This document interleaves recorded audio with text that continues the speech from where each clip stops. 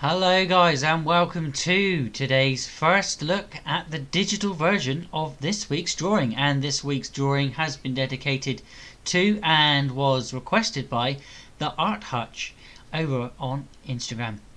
If you haven't already checked me out over there guys, I am Blut084, BLUT084, Art and Games. I'm here every day on YouTube, occasionally on Mixer, but every day and night over on Instagram. So if you guys are a fan of what I do, don't forget to hit subscribe and check out the paper version if you haven't already. Today we're going to be doing the digital version, and I'm just going to be putting down the main base colours and getting the base tone down, and then we'll do another video on textures and shading next time. So like I said guys, don't forget to hit subscribe, ding the bell for more, and check out what else I've been getting up to over on my channel guys. But yeah, we always listen to Comic Storian or Comics Explained. You can see in the top right hand corner that is Benny from Comic Storian. He is he's amazing guys. You probably know already now what he gets up to. He will give you a intro in a moment, as I am watching somebody else's channel. He has his own channel, so definitely don't forget to go and check him out guys if you are a fan of what they get up to. But if you just like watching them while I draw, feel free to listen in and keep watching guys.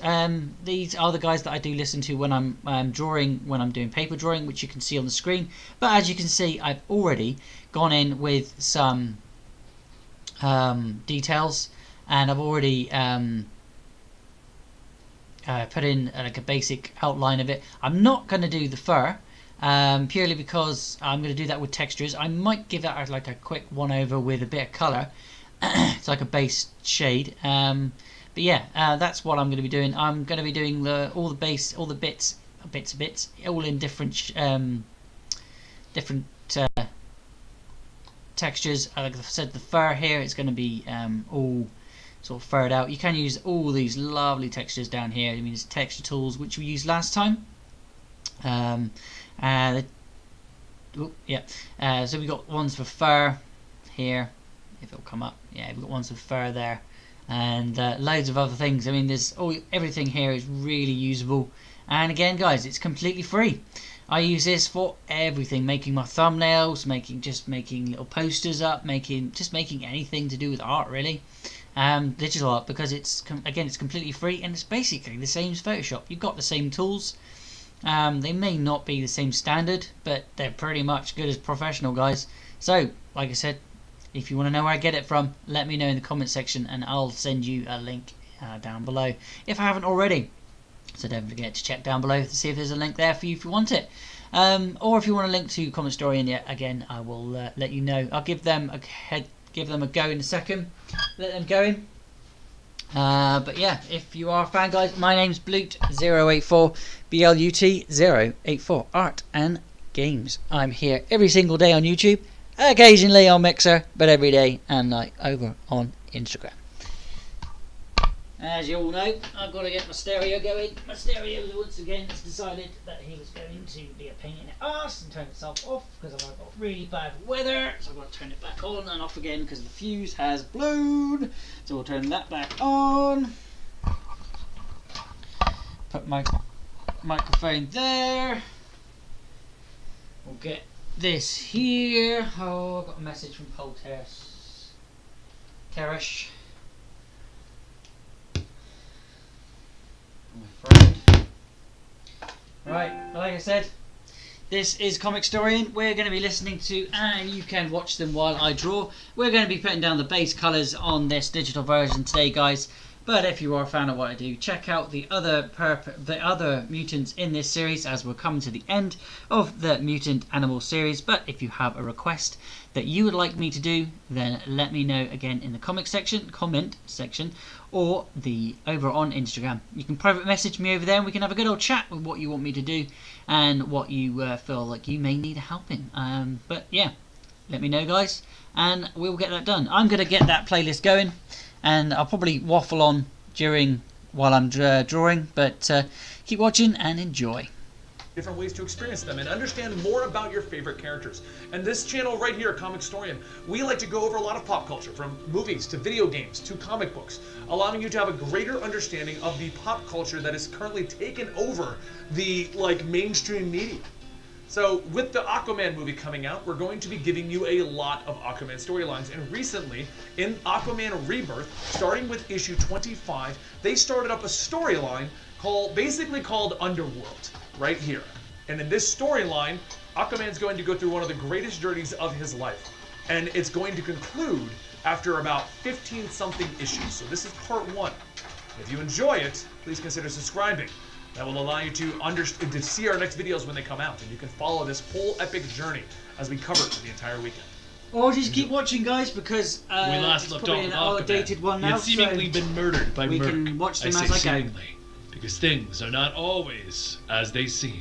The Crown of Thorns has isolated Atlantis from the rest of the world. Wrath takes his place on the royal throne and Right, calls some coffee, on Atlantis' his most trusted advisors Gotta have together. the coffee when He I'm tells drawing. them that his name is Coram Wrath, of the House of Wrath, King of Atlantis, and his word is law. He wants that fact to be made clear to all of the royal court. He will not be weak like the prior king. That half-breed had too much of the surface in his blood. Atlantis was once the greatest and most advanced culture in the planet, and they shall be it again. Restoring their nation will not be accomplished in a single day. Drift Commander Ursel smiles, stating that at least they have made a good beginning, thanks to the diligence of Commander Merc and the Royal Guard. Wrath then tells Elder Leote that they must clean house and rebuild. Those sympathetic to the old king must be rooted out, along with those that are not true Atlanteans, those that have said to have had mutations. Ursel steps forward stating that such undesirables will be found. The Drift hunts for them systematically. Leote brings up a screen stating that the Ninth Triad, in particular, is a nest of undesirables. Unlawful artifacts are common in those streets, though he knows that the district is not especially dear to the king's heart. Wrath takes off his helmet stating that he was born and bred there, but rest assured, he has eyes and ears in that zone. The Ninth Triad is literally the lowest quarter of the city-state. The people of the Ninth Triad refer to themselves as Hadaline, the word for the organisms of the sunless zone that live off the organic matter sinking from above. The word began as a slur, but now they say it with pride. The Hadalines spend their time repairing the damage done during the last attack on Atlantis, and among them is a nameless man working tirelessly as one of them. No one talks to him, for he knows no one. No friends or acquaintances, just another illiterate who has come to the Ninth for work. The Ninth Triad is a sanctuary for those undesirables, but because it is a place where the sun doesn't touch, the crime lords typically have their gangs patrolling the streets. As one of the enforcers swims by, he notices the recluse of a man in the shadows and he calls to him asking, "Why does he hide?" The man says because the light hurts his eyes, and the hooded enforcer then asks, "Do you have any coins or trinkets of value, old things from before the sinking?" The man tells him that he has nothing, and the enforcer calls him worthless. "I will gut you where you stand, but your face seems so very familiar." As the light is cast onto the man, he is revealed to be Arthur Curry. However, Arthur tells the enforcer that his name is Orin. The enforcer pulls out his weapon, stating that he doesn't like the look of him, but before he can live up to his promise, another enforcer calls out to him that he got one. Arthur watches as the enforcer puts away his weapon and swims off. It wasn't him that they were looking for, not this time. And why should they? Arthur Curry, aka Aquaman, has been dead for weeks. Meanwhile, at the lighthouse at Amnesty Bay, Tula tells the sulking Mara that she needs to eat something. She doesn't eat, she doesn't sleep, she doesn't even speak. What happened to Arthur was awful. She watched him die, but she must live on. Mara doesn't respond, and Tula grabs her, telling her to please talk. "We're friends, right? I have to help you." Back down in the Ninth, though, the enforcers from before surround a man as he yells that they can tell Crush that he has the payment. The hooded enforcer says sadly it's too late for them. Crush wants to make them an example. But just before the enforcers can strike the man down, hundreds of fish swim around the man. The fish begin to attack the enforcers, slamming their bodies into the cavern walls, and they make a makeshift cavern. The former royal Elder Volko, who also happens to be down there, swims out asking, "What the devil is going on?" The man from before says that it's the ghost of the dead king coming back to protect them. He is the Aquaman! And also at this time at the royal court, Reverend Mother Sita tells Wrath that their concern is magic. He has encircled their nation with a crown of thrones, a shield of defensive sorcery that has not been used in thousands of years. He has liberated other instruments from the arsenals of the Silent School and sanctioned them for use, things that their ancestors shut away in the vaults for a good reason. And Wrath asks, "Are you questioning me?" Zeta says that they of the Widowhood merely offer their counsel. The Widowhood only exists to safeguard the welfare of Atlantis. In the past weeks of becoming king, he has armed himself with more magic from the Silent School than any previous monarch has done in their entire reign, including Orm. Wrath stands up telling her the devices are perfectly safe when employed with due caution. Isn't that right, Magister Loke? Loke quietly says with due caution, yes, but... Wrath stops him, stating, "See? Even the master of the Silent School says so. I am simply making you safe. Atlantis has the technology, the magic, and the will to remain secure against any aggressor." Wrath uses a magical weapon and destroys a statue, shouting that he will destroy any enemy that comes to their gates, or any enemy who threatens from within. A short while back at the Ninth Tride, the hooded enforcer from before reports to Crush that they were attacked by the Aquaman. Crush says, "The Aquaman? I thought that he was a straight tail. Get the boys together, there's a vigilante in the Ninth. Well, we're going to be hunting him, but I will not have the good King Wrath finding fault with our agreement." As word of the Aquaman travels through Atlantis, it falls in the ears of the royal court, and Wrath asks, "Do you think this man is Arthur?" Ursel tells him no, Arthur is dead. "Isn't that right, Merc?" Merc holds out his arm, stating that he put the blade through Arthur himself. He dumped the body in an unmarked grave in the waste. His trident was put back into the treasury. King Arthur is dead. Wrath then says, "Regardless, I will not stand for this. It would seem that my partners in the Ninth cannot be trusted to watch over the zone. Commander Ursel, mobilize the drift. The Ninth Tribe will be purged." Later in the night, the drift surrounds some of the mutants, calling out that they must rid Atlantis of the unclean rats.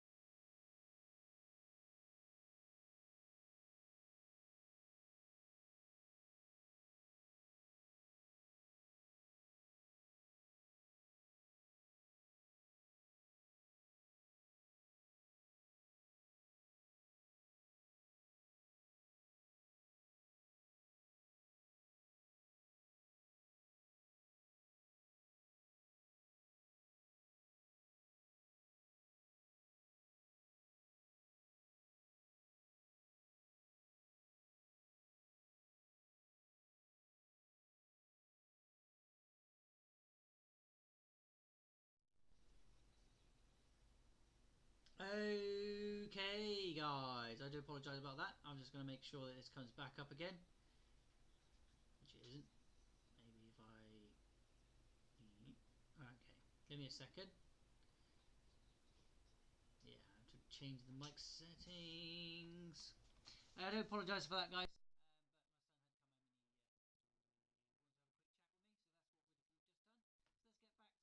what we were doing. Turn up the mic again. And carry on digitising.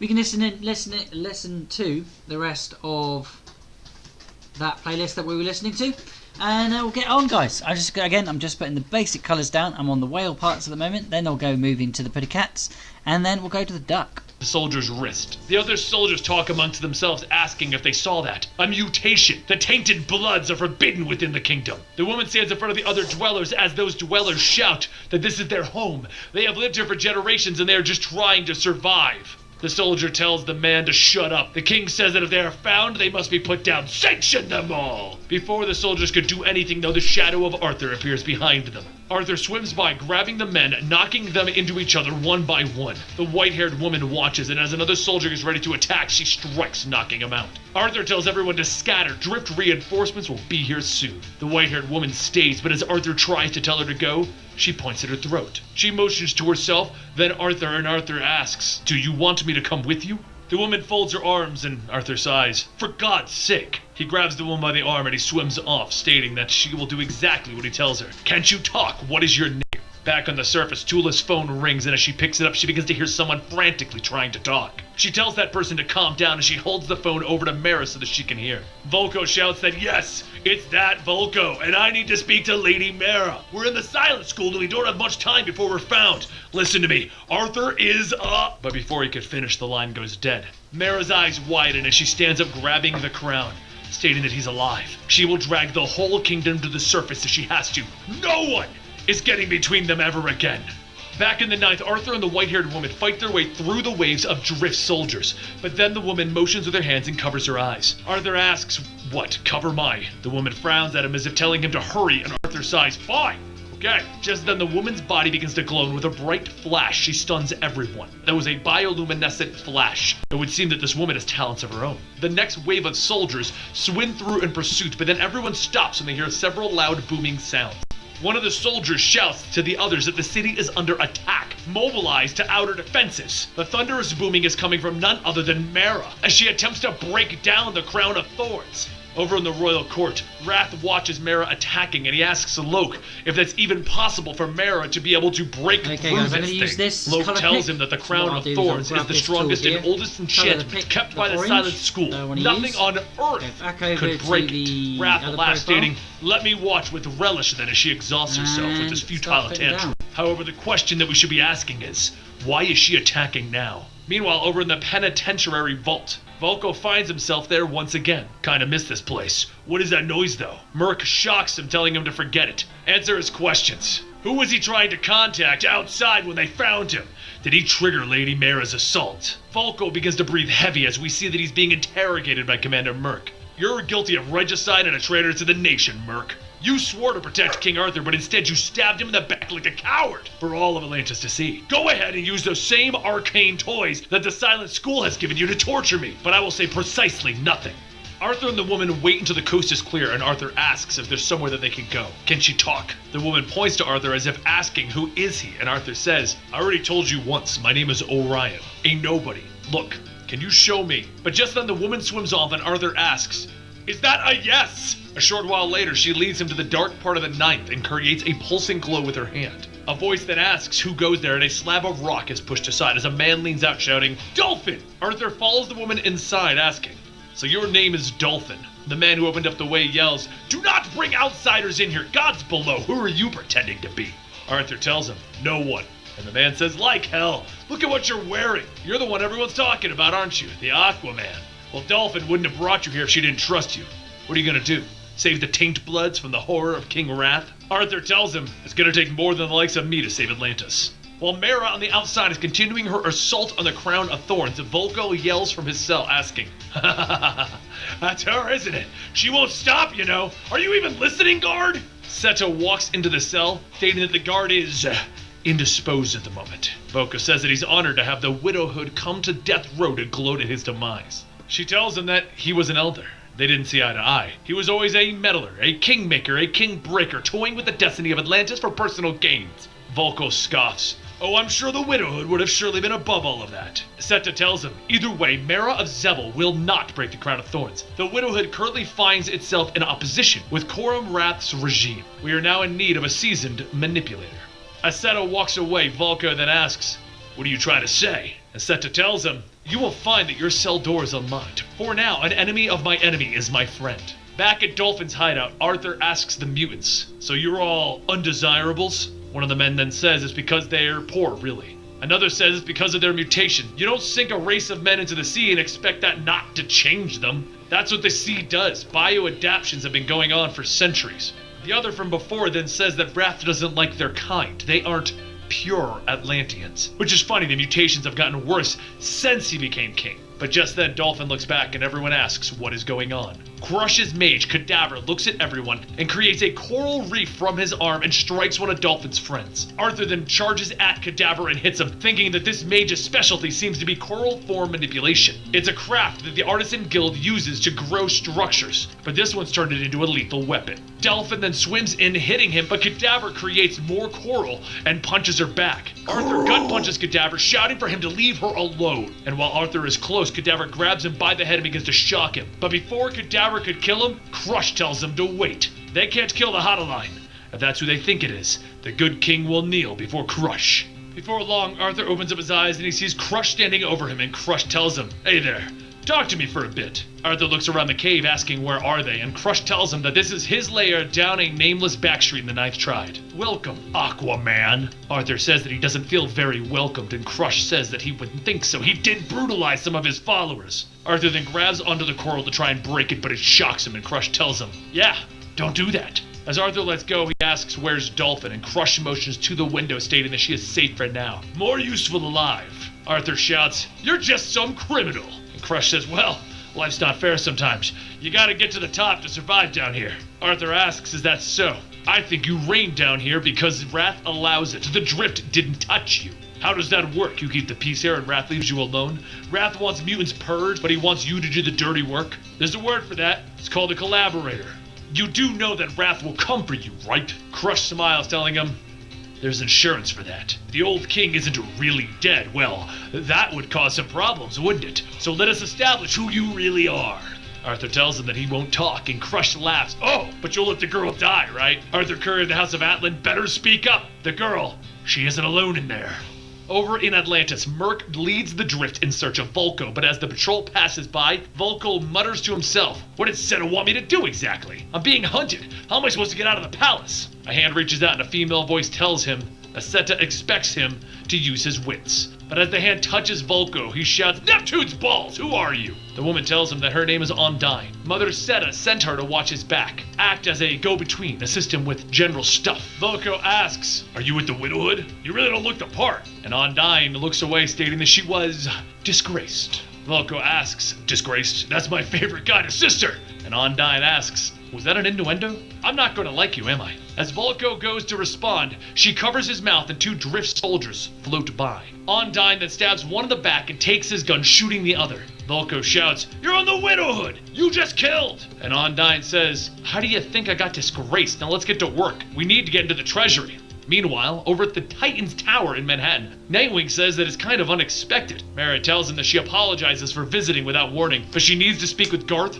privately. The two walk off and Mara says that surely he's heard the news. Garth tells her that indeed he has. Arthur is disposed, or worse. A new king, Wrath, the terrorist who led the deluge, now sits on the throne. To make matters worse, Atlantis has cut itself off from the world, but how are you?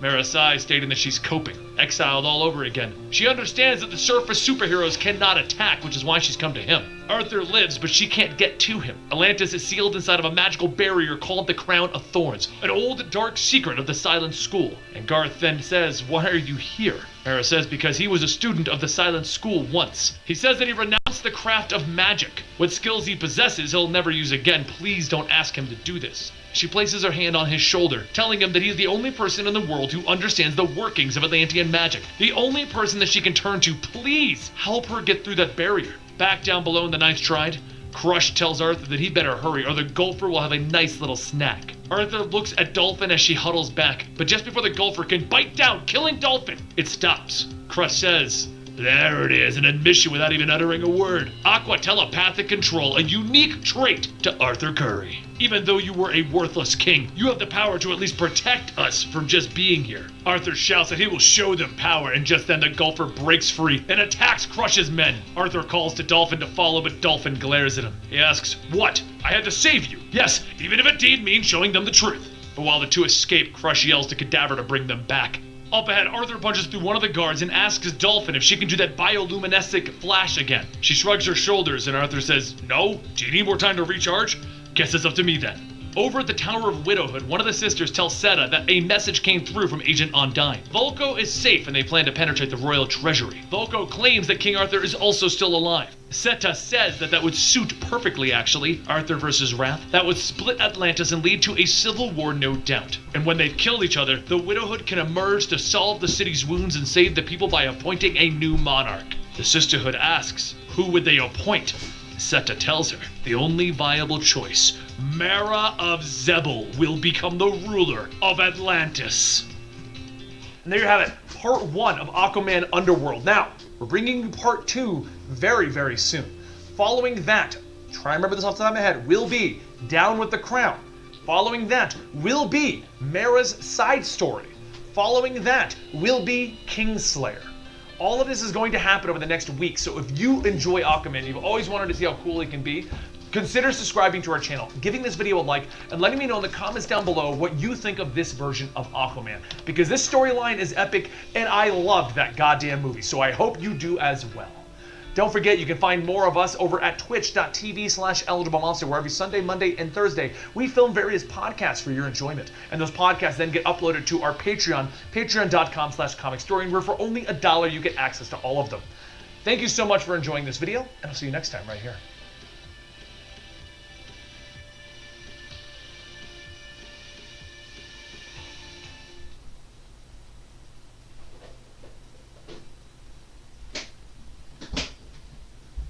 What if Superman and Batman weren't born to their proper parents? What if they were evil and conquered the world? That's the storyline we're going to be covering today. Now, it's an older storyline, so it's not in continuity anymore. So just look at this as a fun Superman-Batman story. No. We'll be having Aquaman, because we're on Phones Aqua. are good when you can Snapchat all you like without using up your data, because oversharing is caring. Snap a... Welcome to the Complete Story series, where I take trade paperbacks and single issues and I break them down into digestible bites to help you understand. Then I read them dramatically. Whoosh! Welcome to the Complete Story series, where I take trade paperbacks and single issues and I break them down into digestible bites to help you understand. Then I read them dramatically back to you, adding in voices, some music, and I turn it into a bit of a motion comic. And the point of this series is to allow you to know what is going on in your favorite pop culture icons, be it video games, music, or movies, or video games, whatever it is popping up in, we want to fill you in so you know what is going on. Today we're going to be doing The Crown Comes Down, which is the next storyline in the Aquaman saga. And when we last left off, Aquaman had discovered that he needed to take back the city of Atlantis. He needed to prove himself, and he had gained some allies in some unlikely places, while Mara had broken through the Crown of Thorns and discovered she can no longer breathe underwater. Both of those videos will be down below, so will the Aquaman playlist, and I hope you enjoy The Crown Comes Down. In our last video, Arthur let the world believe that he was dead, and he quietly worked away in the lowest parts of Atlantis, the Ninth Triad. After meeting a sea-changed mutant named Dolphin, Arthur decided to go against Atlantis' new king, Wrath, and put an end to his tyranny. But while Arthur gets ready to lead the uprising against the royal court, Mara managed to force her way through the Crown of Thorns, only to suffocate when getting inside. All across Atlantis, people see what their king, Coram Wrath, is really like. He's a tyrant. He has reinforced the authority of the old magic of Atlantis, magic that has been forbidden for centuries. Once he took the throne, he had the magistrates of the Silent School create the impenetrable barrier known as the Crown of Thorns. It can be said that the Crown of Thorns protects Atlantis from all outside threats, but it also traps people inside of the city. In the Ninth Trine, Wrath's secret police, the Drift, patrol the streets gathering all the poor and mutated Atlanteans for another purge. But just before the Drift could activate the kill nets, a school of fish start nipping away at one of the soldiers. As the soldier brushes the fish away, Arthur, now wielding his trident, tells the soldiers to let these people go. The mutants from inside the kill net shout that it's him. It's Aquaman! Atlan, bless us! And as Arthur fights, he fights not as a man trying to reclaim his throne, but he fights as a man trying to help those in need, no matter their social status. As the last soldier falls, Arthur rips open the kill nets, telling the people that there is no need to talk. Spread the word. Justice is coming. A short while later, at the Resistance's stronghold, Volko tells Arthur that was a good line. Justice is coming, spoken like the returning king. And Arthur tells him, no, I'm just a man who's going to end Wrath's tyranny. Mira is waiting for me on the surface. She is my destiny, not the throne. Volko tells him, right, well, the clock is running. The rebellion has now begun, and Arthur stops him again. I do not want your advice. The undercurrent is too weak for a full-on attack. Volko again tries to tell him, all right, we have a history. You don't trust me. That much is clear. Arthur tells him, trust you? You were once the respected council elder. Now, you're a master manipulator, pushing your own personal agenda that nearly doomed Atlantis. But while the two of them go back and forth, the outcasted widowhood sister Ondine listens and records her findings. Over at the Tower of Widowhood, Reverend Mother Seta receives Ondine's report, inside stating that Volko still can't persuade Aquaman to risk an attack on the Crown of Thorns. If that tiresome fool can't get him to budge, the Ondine will have some new chores to perform. Wrath abuses the Silent School's magic, but the magic makes him too powerful for the Widowhood to move against him openly. Seta tells him that her aide will send word back to Ondine, and if Aquaman hesitates because his rebels are still too weak, they can have Ondine offer a suggestion. Back in the Undercurrent stronghold, Ondine stands before Arthur and the others, stating that the gangs of the Ninth Trine are powerful and lawless, and they have no love for Wrath. If they wanted them to stand with them, they would just need persuasion. Arthur folds his arms, stating that he's not quite sure who she even is. And Ondine tells him that she is a concerned citizen who pledges her support for the rebellion. Bice then says they can't seriously be considering those taint-blood criminals as... But Arthur stops him, telling him, do not use that term. We fight for all Atlanteans, including the Sea Changed. Ondine goes in, telling Arthur that the rival bosses fight to control the territory. Such anarchy makes it ideal to forge alliances. And a little while later, in the night, two rival gangs, one led by King Shark and one led by Long Strabo, meet in the streets to settle their differences. Not far off, Arthur and Dolphin watch, and Arthur says that Ondine is right. It's almost tempting to just sit and watch the whole thing as they kill each other. But as tempting as that may be, they need to clear out the innocents and break up this nonsense. Before Shark can finish off Strabo, Arthur calls out asking if he's going to drown the Ninth in blood, and the gangs here are pretty much doing Wrath's dirty work for him. Shark swims towards Arthur, telling his men to attack, but as Shark hits Arthur, Arthur says, I am not here to fight. The two of them slam into a rock, and Shark says that that's funny. Your kind did never come to the Ninth unless you want to scrap. Arthur knocks Shark back, telling him to look, Wrath wants you punished for siding with the Resistance. And Shark shouts, we aren't with anyone. And Arthur says, why not? The Resistance and the gangs have a common enemy. Shark scoffs, telling him, swim on, meatbag. The people here have always been cheated and overlooked by the uptried bastards. Wrath was out of line just like us. He would never. Arthur stops him and states, Wrath was. A proud heritage that he chooses to erase. He's uptried now, ashamed of his true origins. Remember Crush? Crush was so dangerous that he made a pact with Wrath. And Crush was supposed to keep the gangs in line down here. Now he's mysteriously vanished. But while Arthur speaks with Shark, Dolphin hears somebody coming and calling for help from one of the caves. She hurries down to follow the voice, but when she finds where it came from, the man yells, please. She can't breathe underwater anymore. Dolphin looks at what the man is talking about and he shouts, it's Lady Mara! Her tank's almost out of air, she's going to die. Dolphin quickly places her hand over the man's eyes and then using her flash, forces everyone to take a look. Shark asks what the hell was that, and Arthur rushes over calling out to Dolphin asking what is going on. But before he can finish, he sees the air tank on Mara. And he realizes what's going on. Oh god. As the rage takes over, he smashes the tank, pulling off Mara's mask to give her air. And she weakly asks, is that you? Arthur tells her to hold on. And the man yells that she's breathing. How did he do that? Was it magic? Arthur says it is only a temporary fix. She's dying. They need to get help. And Ondine swims up, stating that she knows where to go. Arthur asks what is she doing here, and Ondine smiles, telling him that she followed him, mainly to keep an eye on him, so get used to that. It's the kind of thing that she does. Now, do you want help or not? A short while later, over at the Tower of the Widowhood, Seta says that Lady Mara was wounded by magic. Her ability to breathe water is rapidly decreasing. Soon she'll be fully restored to her former state, provided that she gets to the surface and recuperates in there, in fresh air and sunlight. Arthur asks what of the Crown of Thorns, and Seta tells him, indeed, the Crown's magic traps us all, even with my charms protecting her. She needs to get to the surface. If not, she will be dead within 10 hours. Arthur then asks how can they bring down the Crown of Thorns, and Vice and the Undercurrent are reluctant. The resistance movement isn't strong enough without support, and Ondine says that she thought he was the one in charge here, and Arthur asks her, have you been working with the Widowhood all along? Ondine tells him that she is Reverend Mother's troubleshooter. She would not have revealed her hand so early, but Mara is important to them. Arthur says, what is that supposed to mean? And Seta follows up telling him Wrath must fall. The Widowhood has been doing what it can behind closed doors. Arthur shouts, you supported me in being overthrown. You helped put Wrath in the throne in the first place. And Seta tells him that Wrath was only ever supposed to interim until a better candidate could be found. Someone who is worthy of the throne. Someone like Mara. Arthur yells, Mara? You would have Mara be queen. And Seta says that she is a fine choice, royal blood and a true creature of the sea, not half surface like him. She would bring peace between Zebel and Atlantis. Arthur tells her, it isn't that simple. I will save Mara and rid Atlantis of Wrath so that Mara and I can marry and spend our lives away from here. Seta says that sacrifices must be made. Sacrifices is what heroes do. We save others and not think of ourselves. You can save Atlantis from Wrath, and Mara can save Atlantis' future as a great queen. Do you even need to think about this, or are you not such a hero after all? Later, when Mara has enough strength to talk, Arthur sits there and she asks, so they want me to be queen? That would mean giving up on us. But we both know what has to be done. And Arthur asks, do you want to be queen? Mara says no, she wants to marry and let him live in the lighthouse until they're old and gray. However, she was raised as royalty. She understands duty.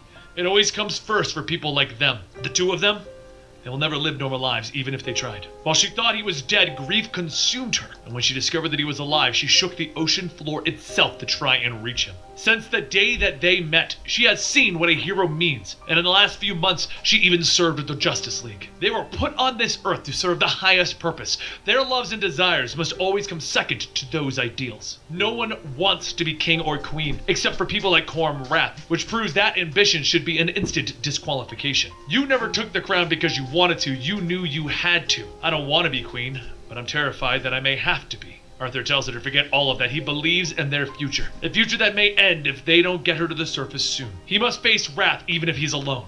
And back in the ninth, Shark asks, so you're back? And Arthur tells him yes, to get my answer. The gangs won't commit unless they're fighting for a king who will champion for the people of the ninth. There will be no such king. You have had Mara of Zebel in your care here. And Shark says right, until you snatched her away, she was drowning. We did what we could for her. Arthur tells him, right, I'm sure she would have been a useful hostage. Nevertheless, you tried to help her. Your kindness will not be forgotten. The next queen of Atlantis will always remember how the people of the Ninth Tribe saved her life. Shark asks, her? Queen? You're lying. And Arthur tells him time is running out. The Undercurrent intends to attack the Crown of Thorns without delay. Will the gangs offer their support? Shark says that he's desperate, saying anything to convince them. But he also remembers what happened to Crush. The tyrant is too strong. His answer is no. Later, at the Undercurrent stronghold, Arthur tells everyone that it will just be them leading the assault. The crown comes down, and it comes down now. A short while later, at the Silent School College, Commander Ursel meets with Magister Loke to inform him that Wrath has ordered the creation of more kill nets. Loke says, what, more? It takes a while for the adepts to craft such items. Commander, the king's use of magic is becoming extravagant. I'm starting to fear that it is beginning to affect him adversely. Does he appear more erratic? Ursel asks, you question our king's mental stability. And Loke responds, he seems more frequently volatile. Exposure to sorcery can contaminate the mind. We here at the school take great precautions, but the king handles magic like a toy and... But before he can finish his loud explosion with Ursel asking, what the hell? And Arthur Descent stating, yes, hell is right. Undercurrent, with me! Vice tells the others that they heard him. Follow Aquaman! Ursel shoots some of the resistance, telling Loke that they will be targeting the school's inner sanctum. Gather the students and defend it. Loke calls out to the other magisters and the acolytes to wake every student into school. They must purge these devils. Vice sends in the sea beast, but as the magisters push back with their magic, they end up injuring Thrasher. Vice swims up, stating no. Easy now, Jurek will make them pay. But before Vice can swim up, Ursel shoots him, shouting, old Jurek is a traitor to the throne. You were once the royal beastmaster. Where's your loyalty now? Just as Ursel goes to pull the trigger, Dolphin punches and Ursel shouts, how dare a taint blood strike me? Ursel charges him, but Dolphin punches her back again. as Arthur continues destroying everything in his path, making his way to the source of the Crown of Thorns' power. He looks at it, stating that this is what imprisons their city. He lifts up his trident, but before he can strike, Loke binds him with magic, stating that he will find the school's inner sanctum well defended. The Crown of Thorns will endure. Meanwhile, in the throne room, Merc reports that the Undercurrent has laid assault upon the Silent School. Their target is undoubtedly the Crown of Thorns. Wrath grabs Leo by the face, stating, "You swore that they didn't have the numbers." Leo tries to speak, but Wrath throws him to the side, and Merc says that the rebels appear under strength, acting in desperation. He's already ordered a full diversion of the Drift to counterattack, but they won't be needed. Magister Loke has rallied the entire enclave of the Silent School to defend the crown. The rebels will be slaughtered. Wrath watches and smiles as Arthur slowly begins to lose the fight, stating that it would seem that the false king has returned from the dead, if only briefly. For all of its power, the Royal Trident will not safeguard him, not against the combined might of the Silent School. Arthur slams the trident into the ground to help stop him from being destroyed by the magic, but just then Shark shouts to his men that it's frenzy time. Shred them! Shark's gang quickly swims in, attacking the Magisters, and Arthur picks himself up, replying with, "I'm surprised to see you." Shark tells him, "Well, I had to think. If Aquaman is foolish enough to stand up against King Wrath and mount this raid, maybe the gangs of the Night should stand with him." Loke casts his magic, asking Arthur, "So you need criminals to fight by your side? A man's character may be judged by the company that he keeps." Arthur strikes back, asking, "What does that say about your character, then?" With Loke out of the way, Shark says that this is it. Do what you came to do! And Arthur tells everyone to brace themselves. He thrusts himself into the concentrated source of magic powering the Crown of Thorns, and shortly after, the crown begins to fade. Over at the Tower of Widowhood, Seta says that Atlantis is free. They must proceed without delay. Volko, sisters, all of you must bear solemn witness to this. According to the ancient laws of the Elder Council, I hereby proclaim Mara of Zebel, Queen of Atlantis. Volko asks, "A foreigner on the throne? Atlan will be turning in his grave over this." "Oh well, long live the Queen, except she's dying. We'll never get her to the surface in time to." But Arthur comes in stating, "I can." He picks up Mara, with Seta telling him to make haste. His wife-to-be breathes her last breath. And so, Arthur swims, pushing through the pain, pushing through the hurt, till he finally reaches Amnesty Bay. He walks up on the coast with Tula running out, asking if it's really him. "Oh my God!" And Arthur tells her Mara is sick. She'll get stronger now that she's on the surface, but she needs to heal. It'll take time for the curse to lift. This is Mara's fight, and only then will her powers return and allow her back into the sea. Tula asks if he's sure, and Arthur says, "The widowhood has told me so. Look after her. Guard her well. She is the Queen of Atlantis now." Tula pauses for a moment and says, "Wait, she's what?" Mara groans, asking if it's him, and Arthur says, "Yes, my love. My queen." She then says, "You did it?" Arthur kisses her, saying, "For I? How could I not? For now, you must remain here in Tula's care. You're going to need all of the strength that you can get for the coming months. A great destiny awaits you, one neither of us expected. I love you more than the world, and I always will." He gets up and he begins to walk back into the sea with Tula shouting, asking, "Where are you going?" And Arthur looks back, stating, "Where do you think? Corm Wrath still holds the throne of Atlantis. I'm going to finish this." And there you have it. The crown comes down, and our new Queen of Atlantis will be crowned. Mara. Yeah, I bet you didn't see that one coming. They kind of foreshadowed at the beginning, though, so maybe you did. I don't know. Either way, guys, if you enjoyed this, please consider subscribing to our channel to get more information on Aquaman, Batman, Flash, Green Lantern, your favorite CW TV shows, whatever's happening in the MCU right now. We got Captain Marvel coming out. Your favorite video games like Batman Arkham series, the Spider-Man games, Warframe, whatever we feel like covering, because we're here. We give you all that lore. We cover down. We let you know what's happening, and with a simple subscription, you will get all that information. You can also find me over on Twitter at twitter.com/comicstorian, and I'll answer your tweets. We'll chat. I'll have a great time. And you can join our community over on Discord, where we talk about everything from DC Comics to Marvel Comics to the local indie comics. Yeah, that's a new word. I made that up. Warframe comics. We do a Warframe section for the game, and then we have like a Final Fantasy one, and then there's like just general gaming chats and general comic chats. Just come on and join the Discord community. The link is down below, and we really would love to have you there. Either way, I'm rambling. You know that. If you're still here, you're awesome. And let me know what you think Aquaman would name his pet goldfish. Let me know you got to the end of this video. Go, Aquaman would name his pet goldfish. Insert your name. Or keep watching, guys, because as you all know, I listen to it and watch it when I'm doing it digitally. As you know, guys, I'm just putting in the basic colouring in here. and we'll come back and do textures and all the good stuff later on in another video. Just going to skip that a second. Yeah. Welcome to the Complete Story series, where I take trade paperbacks. And like I said, we're doing an aqua creature. This is why we're listening to Aquaman at the moment. But if you have a request when I am doing a drawing, or if I'm live, guys, all you got to do is let me know in the comment section, or if you want to come over to Instagram, you can let me know over there. I'm just going to sort my computer out because it's decided it's going to turn itself off, and well, the screen, I should say. The screen here will it's been a pain in the ass. Got to keep giving it a tap. It's fairly dated, but yeah, we're doing the basic colours. We're putting the basic colours in, and we'll come back and do some shading. As you can see, it's just looking absolutely horrendous at the minute, but it won't. It will look a lot better once I put on the shading. Put some fur on there, because like I said, I've just put the basic shape of what I want it to be as for the fur, because that fur there is going to be sort of more detailed, and put extra details on there. I'm going to carry on now and get on with what I was doing. So enjoy. To single issues, and I break them down into digestible bites. You see, at this channel, we like to tell you what is going on in current day pop culture, allowing you to go out and watch the next episode of a TV show, or go read the next issue of a comic book, or buy the next game in a game series. Today, we're going to be continuing our storyline of Aquaman Underworld, and when we last left off, everyone at Atlantis had assumed that Arthur Curry had died, but he had actually fallen to the Underworld, where he was gathering a rebellion to retake the throne, but he couldn't have the throne. He didn't want to be the king again. Instead, it was decided that Mara would be the queen of Atlantis, but she is currently injured and had to go to the mainland to heal up. This is Mara's part of that story.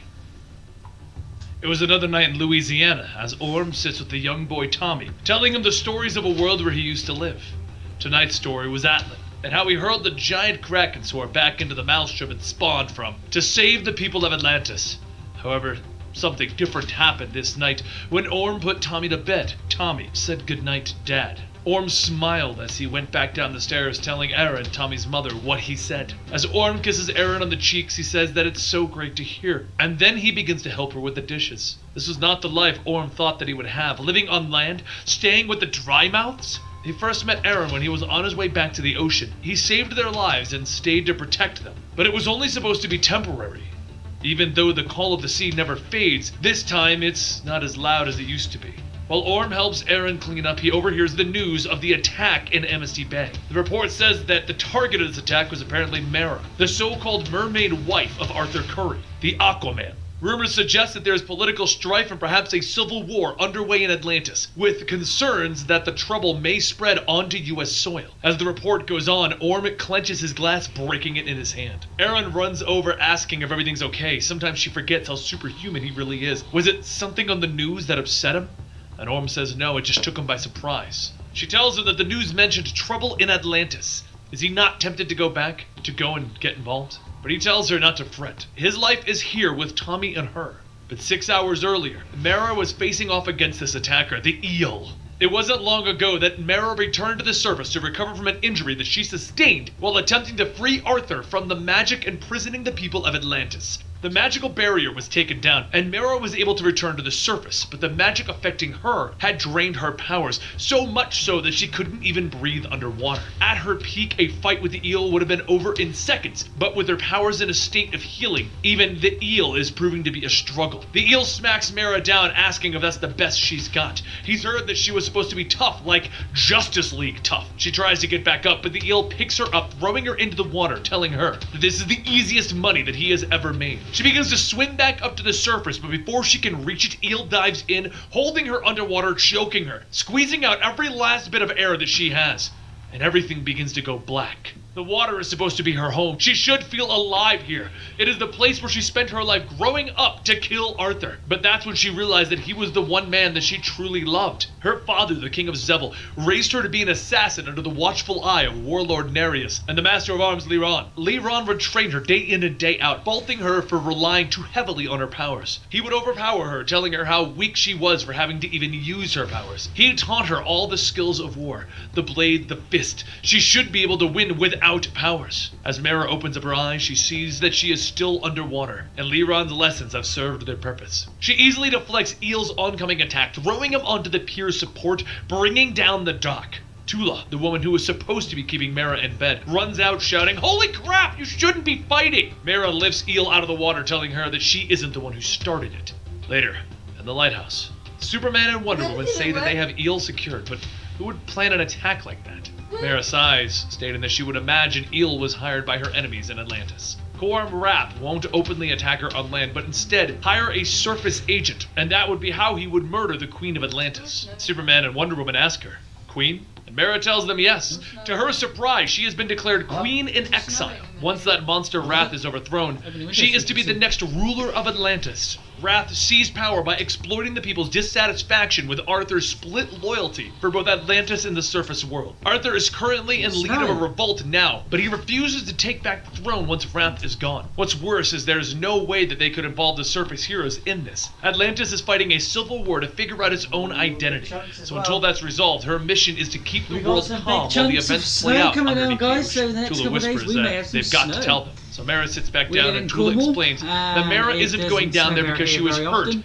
when she The went past to couple of years it Atlantis. has, so I There is think it's magic probably gonna be lingering global in her warming. that is making her weak, but her But it's powers nice will to see return it. in due time. Wonder Woman says that she's so sorry.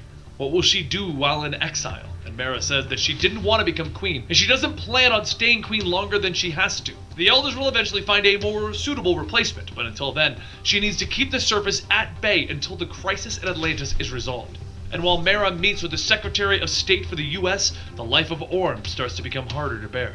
As he watches Aaron and Tommy play in the rain, with water falling from the sky and landing, that is something that he'll never get used to. As Orm looks out the window, he knows that he won't be able to stay here for much longer. It's going to be time for him to go. The next morning, Tommy wakes up and runs out of his room with his fishing pole, ready to tell Orm that he's ready. Aaron wakes up and she hears Tommy. But the other thing that she notices is that the other side of her bed is empty and cold. Aaron hurries down the stairs asking what's going on, and Tommy says that Dad was supposed to teach him how to fish today, but he's not here. Aaron looks over and sees a note, and when she reads it, Orm tells her there was a matter of great significance that he must deal with. His other family needs him for a while, but if fortune favors him, he shall return. Aaron tells Tommy that Daddy has to go out, but he'll be back soon. Over in Amnesty Bay, Mera awakens to hear a scream coming from inside of the lighthouse. She runs out asking what's wrong, and Tula says that he was here. He said that he'd come find her. Mera says who, and Tula points at the door stating, "Your half-brother Orm." Mera walks down to the shore where Orm is, but before she can say anything, he says, "Hello, Mera of Zebel." After pausing for a moment, Mera asks, "What do you want?" He hasn't seen the stench of the ocean in a long time. She looks well. She asks again why he's here, and Orm says that he saw her on the news. He heard them speak of discord in Atlantis. Is it true? Is Arthur slain? Mera tells him that Arthur is alive but dethroned. He's fighting a war against Quorum Wrath. Orm looks out over the sea, stating that it's clear that he must go back. "Atlantis is my home. It needs me, though I would not return to it by choice. The surface is my life now. Isn't that strange? I have found a life, a love, a family. It is a shame to give that up." Mera sees the joy in Orm's eyes and says that this is not a side of him that she would have guessed existed. He laughs. "Surprises me still. To find true love in the dry heat of the surface world I so despise. But as a man of royal blood, I am bound by my duty to return." Mera thinks back to the war for the throne and the things that Orm did and says perhaps Atlantis does not need his help. Orm asks what right does she have to address him in such manner. "Zebulon, you're not helping by being here." She tells him that she has her reasons and is doing her part here, but he should go back to his family that he claims to cherish. Atlantis isn't his home anymore. Atlantis already has someone. She is the queen. As those words sink in, Orm yells, "No! No! By whose authority? You're not even Atlantean!" Mera says perhaps not, but she was chosen and named queen in exile according to tradition. She'll return to Atlantis and rule once the war is finished. Until then, she stands there to protect Atlantis and its interests from external threats. Don't get dragged into the chaos of Atlantis again. Last time he was exiled. Now he has something. Go back to your happy life. Mera reaches out telling him to wait, but Orm spins back, hitting Mera, shouting, "Get your peasant hands off me!" Using what power she has, she leaps from the water, striking Orm down, yelling, "How dare you strike a queen!" Before Mera could finish him, her powers fade again. So he picks himself up asking, Are you holding back? Do you assume that I can be defeated that easily? But that's when Tula jumps on Orm's back, slamming his face into the water, shouting, "Get back, she's hurt!" Orm knocks Tula off, asking, "What do you mean Mara is hurt?" So Mara punches him, telling him, "It's only temporary." The two go back and forth, with Mara knocking Orm down and telling him to just stay down. "Atlantis has a monarch. It's me, and I forbid you from getting involved." Orm stands up, shouting in rage, "You forbid me? You are nothing. I am the Ocean Master." Lightning strikes as Orm begins to create typhoons and launches Mara into the heart of it. Tula rushes in to help, but Orm tells Mara that she knows nothing about duty. "You Zeppelin vermin! Atlantis calls me! I will save it!" As the waves die down, Orm holds his trident to Mara's throat, stating that she has seized this moment to usurp the throne of Atlantis for Zebel. The oldest enemy of Atlantis will not win through subterfuge. It's time things were ended once and for all. He raises his trident, but before he can strike, a voice calls out, "Dad?" Orm freezes. He looks up and he sees Tommy running towards him, asking, "What are you doing?" Tommy stumbles as he tries to go through the waves, shouting, "Daddy, please don't hurt her!" And Mara leans up quietly, telling Orm, "Not in front of your son, Orm." Orm looks at Eren as she asks, "What the hell is happening?" Orm tells both of them, "I don't expect you to understand. I have a duty to Atlantis. It is my responsibility as royal blood." Tommy asks, "It's your duty to hurt people? Why are you dressed like that?" Orm doesn't answer, and Eren says it's because he's going back. She knew he'd come here, and she saw how upset he got about the news. That stupid note. He promised that he would stay. He said he loved them. Orm's confused. "Please, let me explain. I do love you, but my kingdom." Eren shouts over him, telling him, "You told me what being a king did to you. It wasn't good." Orm tries to tell her, "The duty I have to." But Eren stops him again. "You have a duty to us. We were going to be married. Are you really choosing Atlantis over us? Why? Why aren't we good enough for you?" A short while later, Tula plays with Tommy outside, leaving Mara, Orm, and Eren to discuss things. Mara tells Eren that she doesn't have to worry. Tula will take care of her son while they figure this whole thing out. Orm says of course she will. Tula is his half-sister. Eren turns back asking, "You're what? After all this time, I still don't know a damn thing about you. For God's sake, your sister? Why haven't you told me these things? Is it because it would be difficult for us to understand?" Orm tells her, "When you are royal blood, there's a solemn burden of duty, a responsibility that..." Mara interrupts him, stating, "Allow me. A tyrant named Coram Wrath has seized the throne of Atlantis. The people are trying to overthrow him. The nation itself is divided. Our kin below are dying. It's brutal, bloody, and awful." Eren then asks, "This is why he must go? Is he going to help?" "Yes, Orm. Tell us, how can you help?" Orm sighs. "I am uncertain. I would first have to see the situation at hand and make a judgment call. All I know is that it is my duty." Eren gets up, throwing her drink at him. "God damn it! That word! I understand duty. It's to family, to the ones you love. Your duty is to Tommy and me, but you make that sound like an excuse." Mara stands up.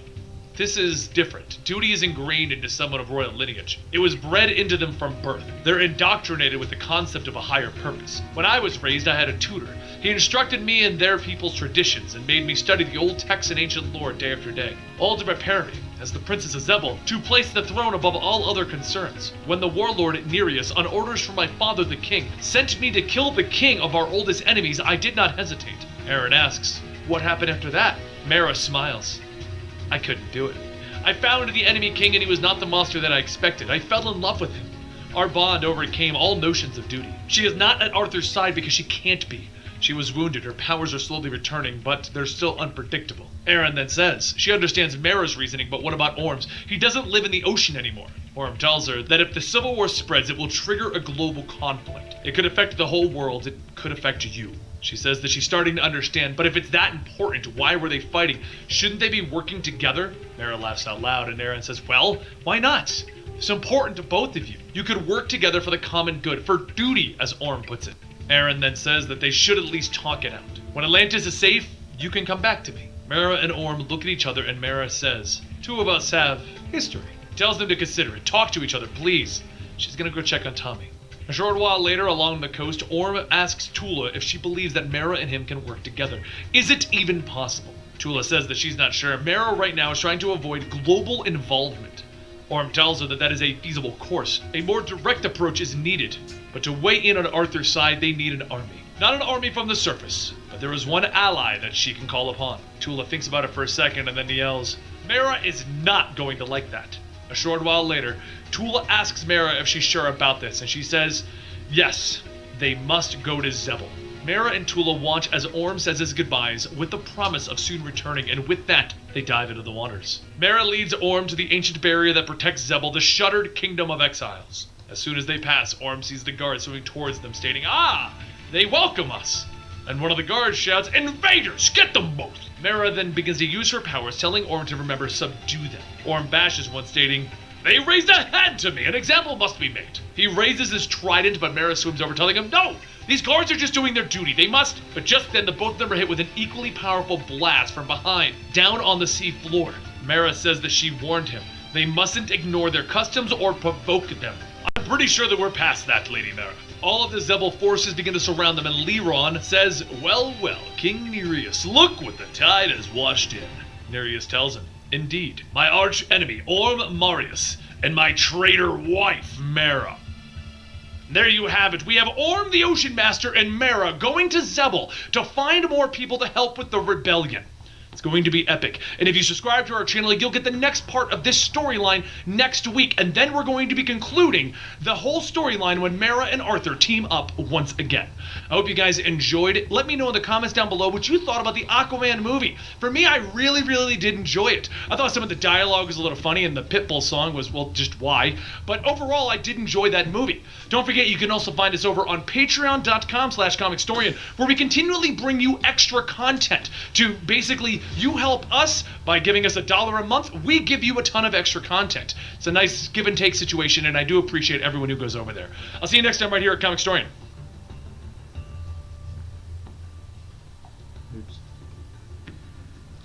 So yeah, we've got most of it done, guys. Just doing the real main basic parts to it now. Like I said, the underneath will be done. Do the sea. Got to do. Let's get rid of that amber a second. Welcome to the Complete Story series. And look outside the window. Look at that! Snowing, guys. Proper snow as well. The floor's wet, so it's not actually sticking. Yeah, it's it stick, melting. but as it gets colder, that'll get colder and then it'll stick. Turn into ice and Sticking on the car there. Sticking on the trees. Snowdrift. snow. Ooh, all the snow. I could go to school. Like, if there's not a snow day. If there is a snow day, I still could go to school and just they cut out the they just don't use the buses. So it's like, yeah, well, if they can't come, then it's not fair. Everyone else can. So. That's kind of the way it goes. Oh, right. Okay. So yeah. Well, what shall I do left here? So we've got the wings left here to do. We'll do all the sea spray, do the sea colours in another video, guys, because we're coming up to about an hour now, and there's snow outside, so I want to watch that come down. I'm going to get some basic stuff done now and just finish up the video. You can carry on watching Comic Storian while I do so. So yeah, guys, keep watching. Here's where I take trade paperbacks and single issues and I break them down into digestible bites. You see here at Comic Storian, we then take your favorite comic books, we add in some voices, we add in some music, and we give you an epic tale. One for the ages. And it allows you to understand what's happening in your current comic books so that you can go out and buy the next issues or go pick them up at a digital retailer and stuff like that. Today we're going to be continuing our storyline of Aquaman Underworld, which basically was, long story short, where we are right now, Aquaman was thought to be dead. He was living in the Third Tride, which was like beneath everything, and they were like the slums of Atlantis. The slums then wanted to build up a rebellion to get rid of the current king, Coram Wrath, and we then discovered that Mera had to use all of her powers to break through Coram Wrath's barrier. She got through, found Aquaman in the slums, but then all of her powers were gone and she couldn't breathe underwater. She then went to the surface to heal up and get her powers back, and she was announced the new Queen of Atlantis once Aquaman removes Coram Wrath from the throne. Now we're doing the second part of Mera. She's been on the surface, and in order to go back and be the Queen of Atlantis and bring additional support to Aquaman, she has decided to go all the way back to her people and try to get them to help her. But keep in mind, she's practically an exile.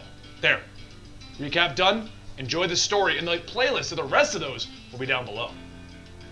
When we last left off, they had entered into Zebel, only for Orm to realize that he wasn't about to get a warm welcome, as Nereus wasn't happy that his traitor wife had returned. A short while later, in the Zebelian arena known as the Stand, a giant Octodon crawls towards Mara, and Orm yells, "This is ridiculous! Ritual combat to even speak to the damned king?" Mara tells him that she already told him once before that this is Zebelian custom, to gain the right of audience with the king. From his seat, Nereus shouts, "Orm Marius, fallen king of cursed Atlantis! Mara, the treasonous renegade, you must prove yourselves in the rite of supplication. Let the rite commence!" As he finishes, the massive Octodon rushes forward, and Mara tells Orm to just make sure to avoid the limbs and aim for the brain sac. Orm calls out that he has hunted Octodon before, woman. "Don't you tell me how to!" But before he could finish, the Octodon lashes out, throwing him into a pile of debris. Mara yells that she said, "Avoid the limbs!" As the Octodon grabs onto Mara, Nereus sits up, asking Mara's grandmother, Lamia, that he trusts this beast of hers hasn't been fed. Lamia tells her that she hasn't fed it in weeks.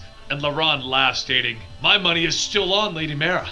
Mara manages to free herself, but before she could fully use her powers, the Octodon reaches back out, wrapping its tentacle around her, squeezing the last bit of air out. And Mara calls out to Orm, and Orm swims up, throwing his trident through the brain sac, telling Mara, "Calm down." As the Octodon falls, Mara begins to tell Orm nice work, but Orm shouts, "Nereus of Zebel, your game is over. You will give us an audience now, you primitive barbarian. We have proven ourselves according to your heathen ritual." Mara says that isn't how she would have put it, but Orm is right. It's time to talk.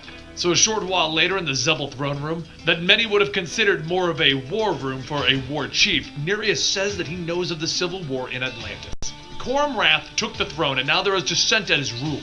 That's why they've come here, isn't it? The Atlantean outcast and the turncoat princess come to plead for support in their war against King Wrath. Mara tells him that Wrath is a tyrant, a threat to Zebel. This crisis breeds unlikely alliances. Orm herself, for example. Kormrath's reign of terror affects them all. Nereus asks, "Is that so? There's always been bad blood between us and Atlantis. We survived by staying out of each other's business." Mara continues to state that Wrath is not like previous Atlantean kings. He has imperial dreams. Nereus clutches his fist, shouting, "Then we will fight hard!" And Orm yells, telling him, "You will and you will lose. If Zebel commits its forces now while Wrath is consolidating his power, there is a chance to unseat him." Nereus looks at Laron, asking what does he think of this. These fools think that Zebel's going to fight for Atlantis? Mara tells him yes, but they won't be laughing when King Wrath's legions wipe Zebel from the ocean bed. If they side with the Atlantean rebels, they will be protecting themselves. The tyrant Wrath will doom the whole world if he's not stopped. Nereus says, "All right. And then the next king of Atlantis will become a threat, and then the next, and then the next. History repeats itself. That if the half-breed Aquaman becomes king again, things won't change." Mara says, "My husband has no intention of retaking the throne." Nereus gets up. "Husband? There was a time when you would have been my queen. I would have made you happy. If you had just done your part and assassinated the air breather, Atlantis would have been at our mercy, but no. Instead, you had to fall in love with him, and..." Mara stops him, stating, "You didn't love me and I didn't love you. Us together would have been a miserable match. New possibilities face us now." Nereus walks back to his throne, asking, "And who would the new ruler be if not Wrath?" Mara and Orm wait for a moment, and then Mara tells him, "I will be. I've already been declared queen in exile. And as queen, I promise that if you stand with me, Zebel will have the gratitude and friendship of a Zebel-born Atlantean monarch." Nereus stares, and Orm tells him, "Yes, it took me a moment to process it as well." Laron leans in, stating, "Great gods of the deep, I am so very proud of you." Mira goes on stating that she was sent all those years ago to end the war with Atlantis. She didn't end it the way that they wanted, but with this, they could do so by other means. Nereus storms out of the throne room, shouting, "No, no, no, no, the whole damn world's gone mad." Mira sighs, stating that she knew he would be happy, but Laron stops her, stating that he's just upset that she's outdone him. Queen of Atlantis? The king needs some time to cool down so he can see the good that can come of this. Stay here while I go and talk some sense into him. As Laron leaves, Mira says that she thinks it's going to be alright, and Orm tells her, "Right. Things are going swimmingly."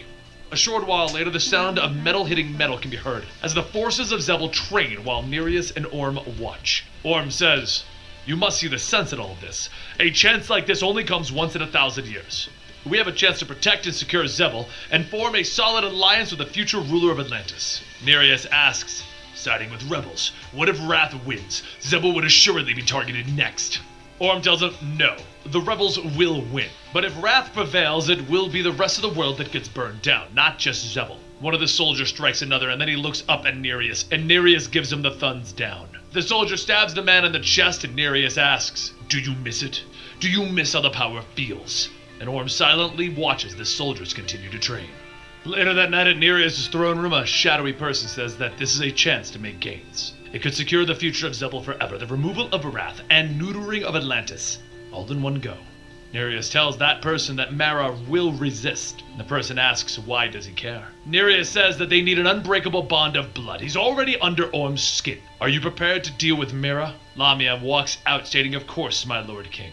She's delivered to us the means of achieving a great and last victory. It's time her granddaughter was properly punished for turning her back on Zebel.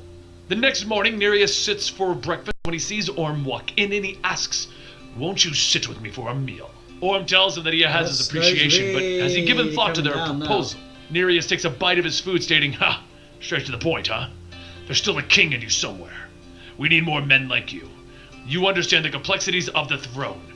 You know how to make the hard choices. Yes, I've given some thought to aiding the rebels, but there are certain conditions that must be ironed out first. Orm asks, what does he mean? And Nereus says that you are asking me to side with an old enemy, with a traitor of our kingdom. There are opportunities here, one that we have not even considered. Allow me to explain. Later, as Mara spends time with Laron, Orm interrupts the conversation, stating that it is time. Nereus is ready to announce his decision. Mira swims up, stating that she has got a good feeling about this. They've accomplished something together. She's glad he came with her. Who would have imagined her saying that? And Orm tells her that he will always serve Atlantis. It's been a pleasure to act on the same side as her for once. Soon everyone gathers in the throne room, and Nereus announces that by his royal decree, the armies of Zebel will commit against the tyrant Wrath. They will fight to protect Atlantis and their future. Mara smiles, stating that she's glad to hear it. It is a wise choice that he will not, but he stops her. There is one condition. Mira sighs, stating, there it is. He goes on stating, the armies of Zebel cannot be seen to follow a traitor. Orm must be the commander who leads them to war. Mira looks at Orm.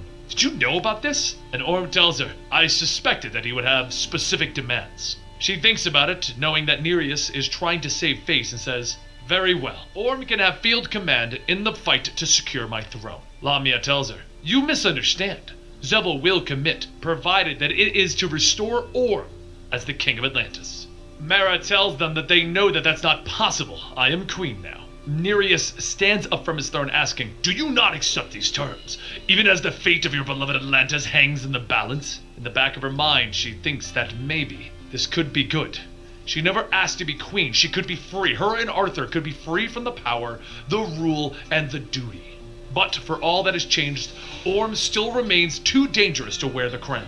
Mara says that to have a Zebel born on the throne of Atlantis will secure lasting peace between the warring kingdoms. But Lamia stops her, stating, you mistake this for a negotiation. Orm is a better choice and offers far more security for the future than you.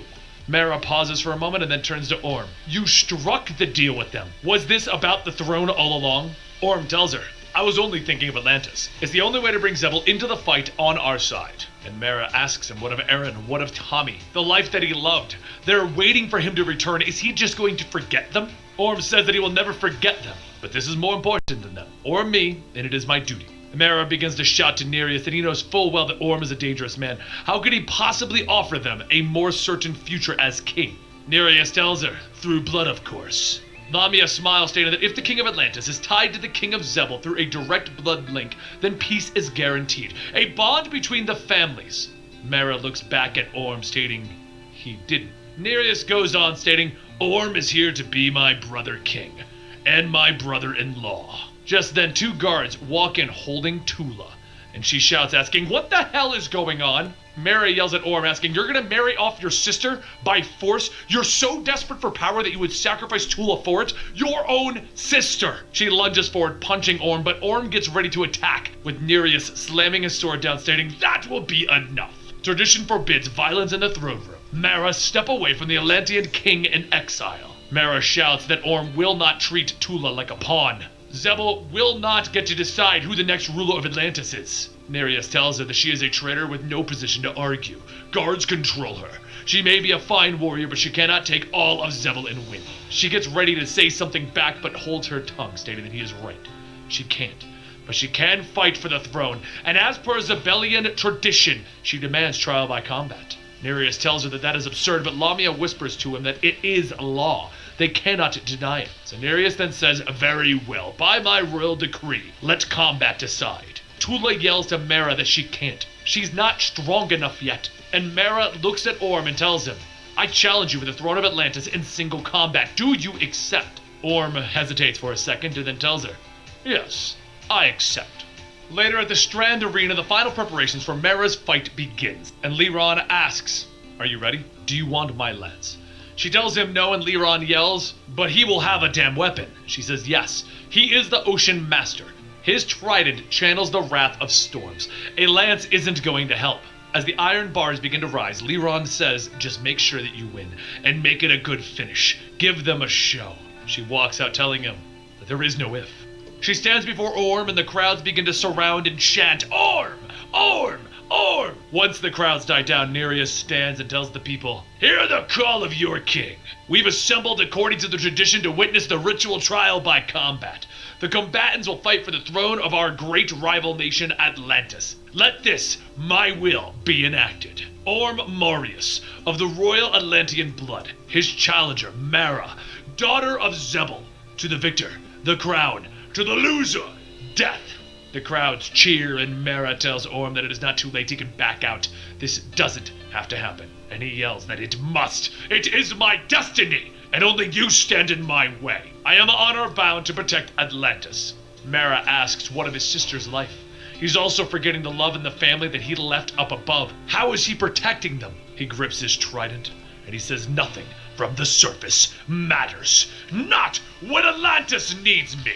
Before the two could go on, Nereus yells, enough, let the fight commence. Orm quickly hurls a bolt of lightning, which Mara evades, leaping in to punch Orm. She punches him over and over, telling him people are nothing but pawns to you, tokens in your power games. Your toxic self-regard is why you will never be the king that Atlantis needs. Orm hits her back, knocking her down, shouting, you are not worthy of the throne. Let this be the end of you. He stabs down with his trident, and Mara rolls out of the way, but at the last second she blasts Orm back into a pile of shipwrecked debris. From the stands, Lamia says that Mara is holding her own, and Nereus tells her, don't worry, the odds are stacked against her. I borrowed some of her water worms. The water worms lash out trying to bite at Mara, and with her distracted, Orm fires another bolt of lightning. As the dust settles, Orm asks, are you slain, or just wounded in hiding? Show yourself! From behind the rubble, Mara throws out parts of the shipwreck at Orm, and Orm releases all of his power, tearing through and asking, is this your best? I am the Ocean Master.